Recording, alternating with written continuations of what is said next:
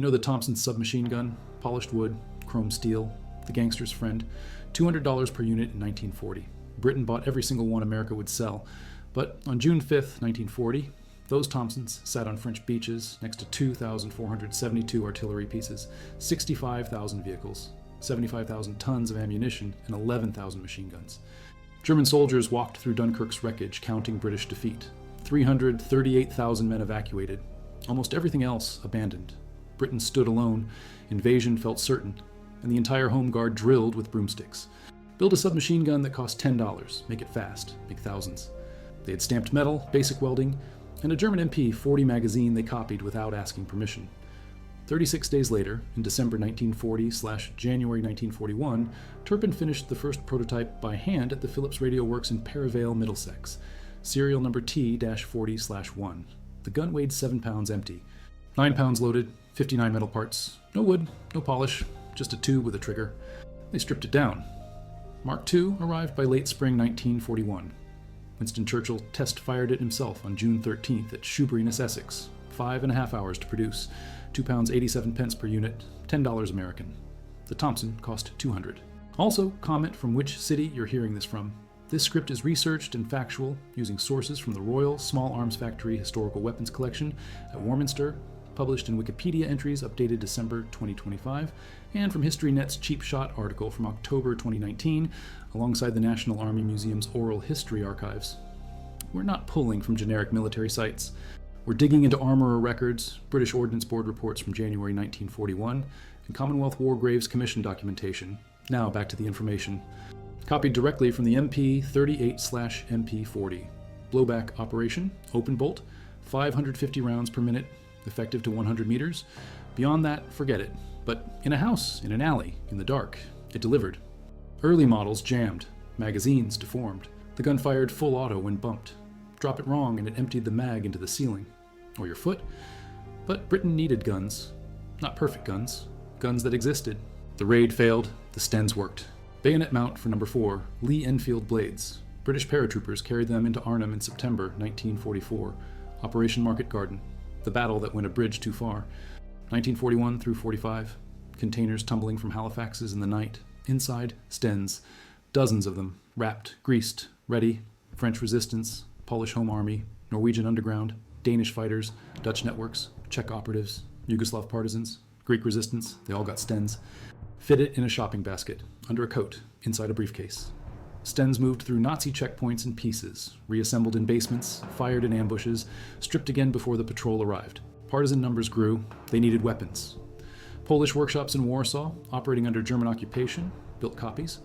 Over 2,000 Stens, plus 500 Błyskawice submachine guns, another Polish design that borrowed Stain internals. 23 underground workshops active before the Warsaw Uprising. Metalworkers, blacksmiths, engineers. They hand-built submachine guns while the Gestapo hunted them. The Błyskawice combined MP-40 exterior with Steen mechanism. Screws and threads, no welding. Easier for less skilled workers. 17th century joining methods adapted for 20th century warfare. 600 made before the uprising. 40 more introduced during the fighting. After the uprising failed, the Home Army ordered 300 more. But by then, the Soviets were pushing west and the Germans were collapsing. The French resistance got Stens from SOE drops, but also built their own when supplies ran short. Denmark manufactured 1,000. Norway made 800. These weren't precision weapons. Some were rougher than British originals, some were better. Canadian Stens had smoother edges, better tolerances. Polish guns were craftsman-made, each one slightly different. North Africa, Italy, Northwest Europe, Burma, Pacific Islands, Korea. But the weapon's real legacy lived in occupied territory, in the hands of people who shouldn't have had guns at all. Parachuted in December 1941 from an RAF Halifax. Landed near Novisdy, east of Prague. Navigation error. They walked to Pilsen, then Prague. Mission, kill Reinhard Heydrich. From his home in Panenské Břežany to Praga Castle every morning. Pulled the trigger. The gun jammed, nothing. Heydrich ordered driver SS Oberscharführer Klein to stop. Stood up, drew his Luger. Kubisch threw a modified anti-tank grenade. Explosion. Shrapnel ripped through the right rear of the car. Fragments and upholstery fibers embedded in Heydrich's spleen. Broken rib. Ruptured diaphragm. Klein and Gabčík fought. Gabčík shot Klein in the leg. Escaped. Kubisch also got away, wounded by his own grenade fragments. Czech labor was needed for German industry. The reprisals were still brutal. 13,000 arrested. Lidis, June 10th, 1942. Small village, 199 men executed, 195 women sent to Ravensbrück, 95 children taken, 8 given to German families. Most gassed, village razed, bulldozed, erased. Children disappeared except 2 handed to Nazi families. Village destroyed. Over 5,000 Czechs dead by summer's end. Gabčík, Kubiš, and 5 other paratroopers hid in Karl Boromieski Church, crypt beneath the Orthodox Cathedral in Prague's new town. Karl Čurda betrayed them for 1 million Reichsmarks. June 18th. 700 SS soldiers surrounded the church. 2-hour battle in the prayer loft. Kubiš killed there. Gabčík and 3 others in the crypt. Germans tried flooding, smoking them out. 6 hours.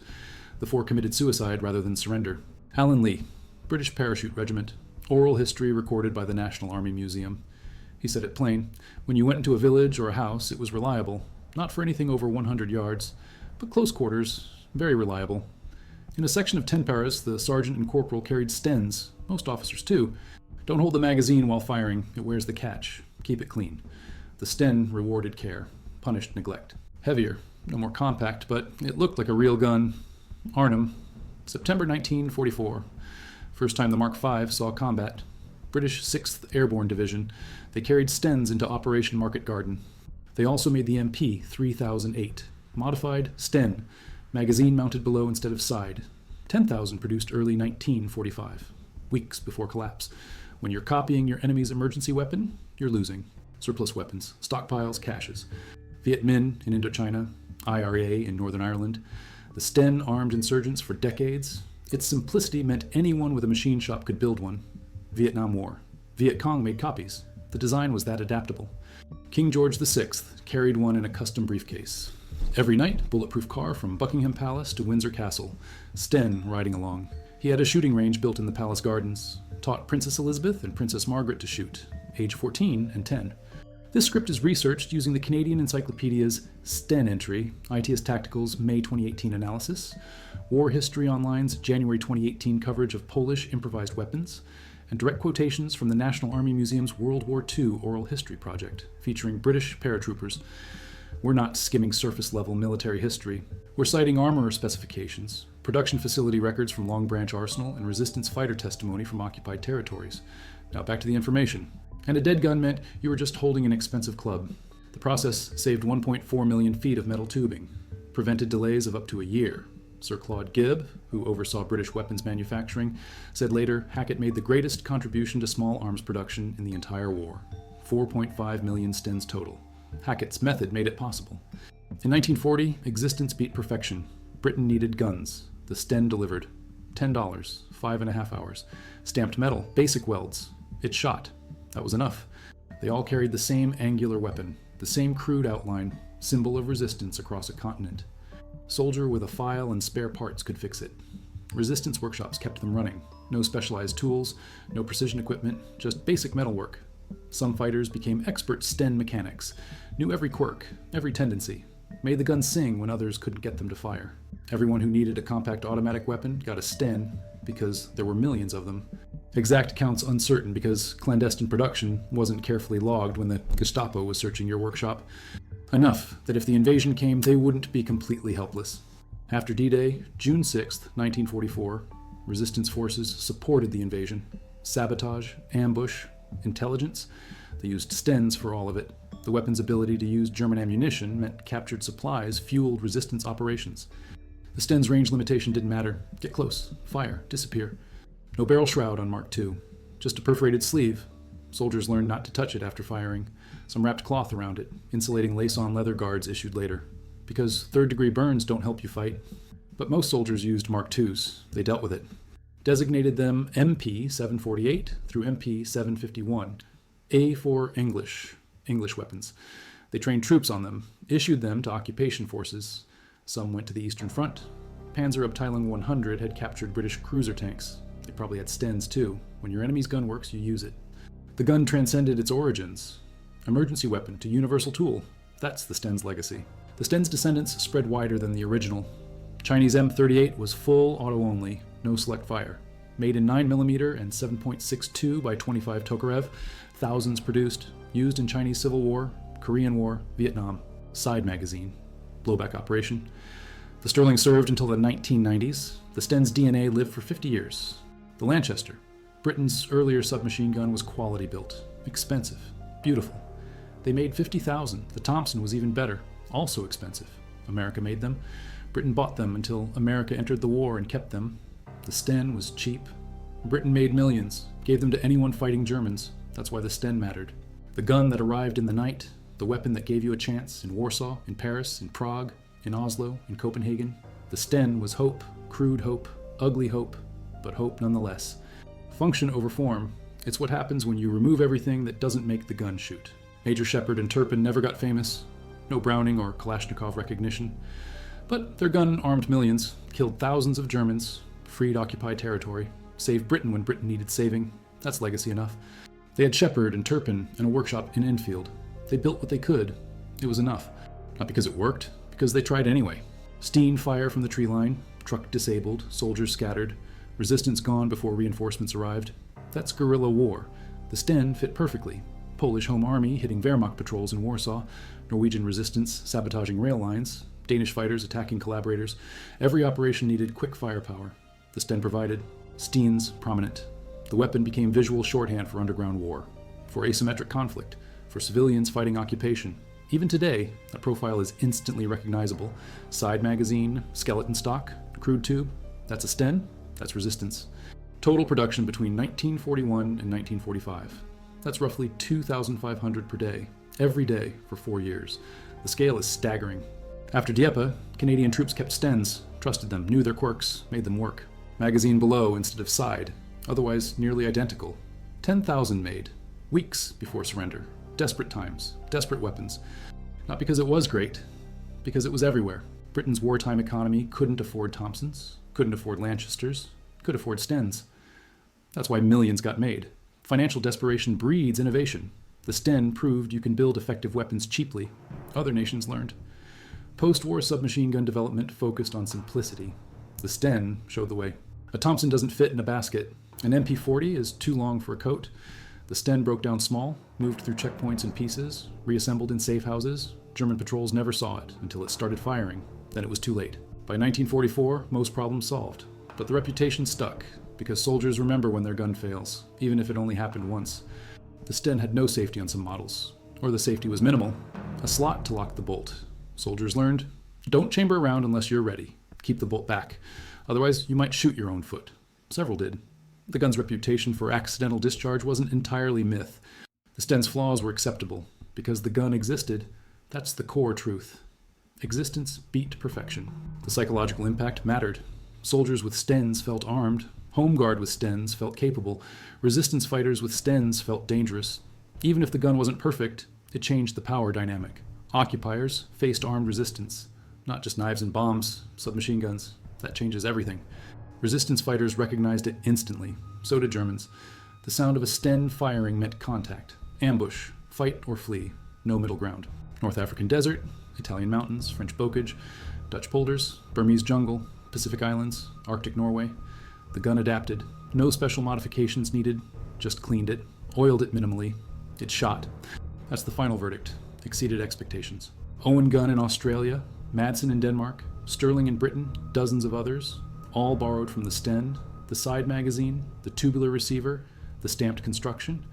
The Sten proved these concepts worked. Other designers copied them. The weapon outlived its war, kept killing decades later, because submachine guns don't expire, they just change hands. Each one a story. Some maker's name scratched inside, some unit marking, some resistance group designation. They represent thousands of hours of secret work, people risking death to build guns, because armed resistance beats unarmed, every time. But as part of the effort, arming the nation, giving soldiers weapons, that mattered more than we can measure. No single weapon does, but it helped Britain survive, helped resistance fight, helped the tide turn for $10, built by anyone, carried by everyone. That's the Sten. Crude, cheap, effective, the submachine gun that saved a nation and armed a continent. The innovation, the compromise, the success. Look at it. All metal, no polish, no pride, just function. That's what winning looks like when you're losing. That's what survival demands when invasion is certain. That's the Sten. 2 rounds, suppressed, target down, no alarm. Desperate, but they all worked. Malaya, Philippines. Filipino guerrilla units carried them throughout occupation. The guns arrived by submarine, by parachute, ready to fight. Room clearing, street fighting, point and shoot. That's all you need. They fought 9 days, Stens firing constantly. Operation failed, but the Stens performed.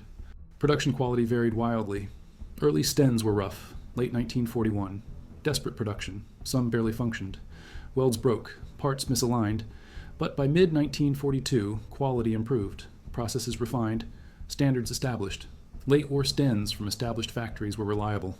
Good finish, proper tolerances. The learning curve showed in the guns. Long Branch Arsenal maintained standards. Inspection rigorous. Canadian military demanded it. Their Stens had smoother edges, better welding, cleaner finish. British soldiers noticed. Everyone wanted Canadian guns, but most got British ones. You used what arrived. Ammunition conservation. Experienced soldiers fired in bursts, 3 to 5 rounds. Pause. Assess. Fire again.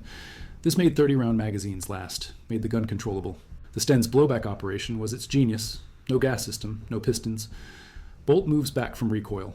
Spring returns it, picks up next round. Fires, simple, reliable, fewer parts to break. This enabled the low production cost. This enabled the quick assembly. Genius through simplicity. 9 loaded, 76.2 centimeters long, 19.7 centimeter barrel. Those specs defined close quarters automatic weaponry for decades. Turpin and Shepard changed weapon design permanently. Airfield attacks. They carried Stens, lightweight, compact, deadly. Commandos in Europe. Coastal raids. The guns went everywhere special forces did, because they could be concealed, could be replaced, could be captured from supply drops if lost. The Navy took them. Practical over prestige. That's wartime logic. Not every unit, not every man, but enough.